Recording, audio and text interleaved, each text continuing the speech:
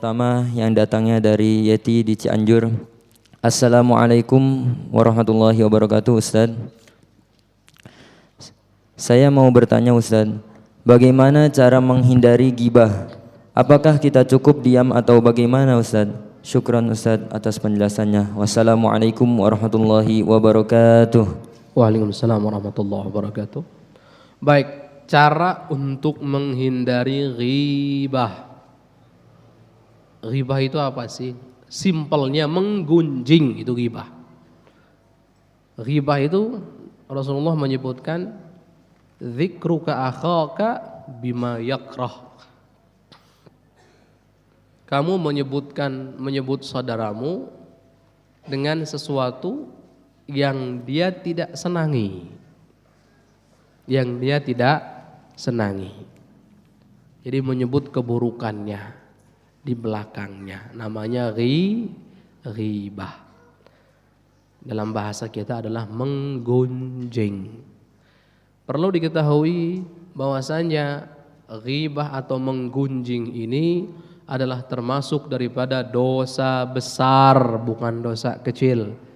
Ahlu sunnah wal jamaah membagi dosa menjadi dua macam. Yang pertama dosa besar, yang kedua dosa kecil. Yang namanya menggunjing adalah dosa besar. Banyak yang lupa bahwasanya menggunjing adalah dosa besar. Hati-hati. Menggunjing dosa besar bisa menghapus pahala kita. Hati-hati. Capek sholat, capek puasa, capek ngaji, capek sedekah hilang hanya karena menggunjing.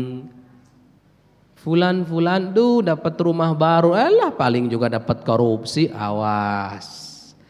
Ini ngeledek plus ngegunjing.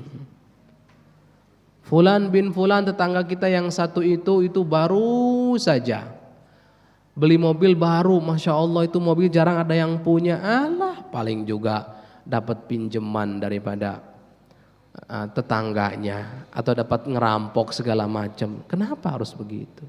Hati-hati. Ghibah itu dosa besar. Dan salah satu hikmah daripada dilarangnya ghibah bahkan dibuat menjadi dosa besar adalah karena ghibah itu menghancurkan yang namanya kecintaan di dalam hati. Menghancurkan yang namanya persaudaraan. Karena kewajiban kita itu para bapak, para ibu, kalau kita tahu bahwasanya saudara kita punya aib tertentu, itu ditutupi, bukan diceritakan sama yang lain. Apalagi awas dalam rumah tangga, wahai istri, wahai suami, jangan pernah ceritakan kekurangan istri Anda, suami Anda kepada orang lain. Hati-hati. Suami saya apa? Cari nafkah aja nggak becus, cerita sama tetangga yang begitu. La ilaha illallah. Haula wala quwata illa billah.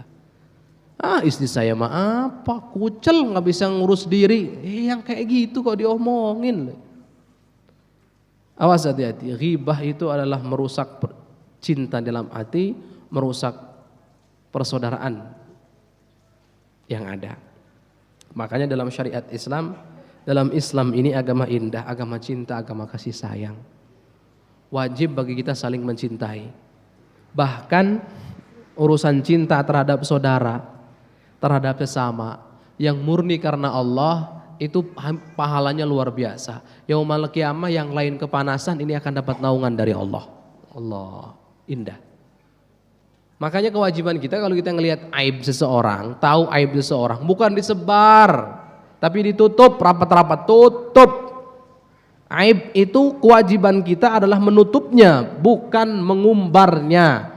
Apalagi dikopas dari WA ke WA terus, dari grup ke grup. Ini apa ini? Kalau ini ngomongkan orang sifatnya aib, tutup sampai tangan Anda diem sampai di situ.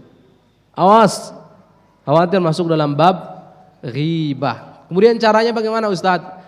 Para ulama mengatakan caranya satu di antara dua. Antuzilaha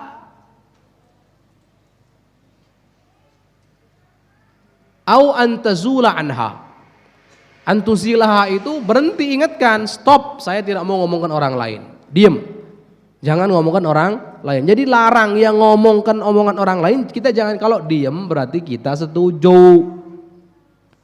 Kalau ada orang lain ngomongkan kejelekan orang lain dan itu adalah ghibah, kok kita diam saja, berarti kita setuju.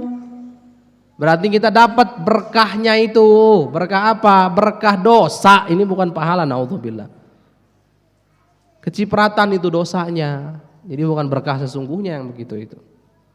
Atau tazula anhu atau kita hindari. Keluar. Sudahlah, kalau sudah ngomong ghibah, assalamualaikum, tinggalin majlisnya. Tinggal, keluar dari majlis itu. Majlis ghibah itu. Makanya para ulama antuzilaha atau antuzilahu atau antazula anha atau antazula anhu. Maksudnya hentikan majlis ghibah, atau kalau kita tidak mampu menghentikan, lebih baik pergi saat itu juga. Wallahu a'lam.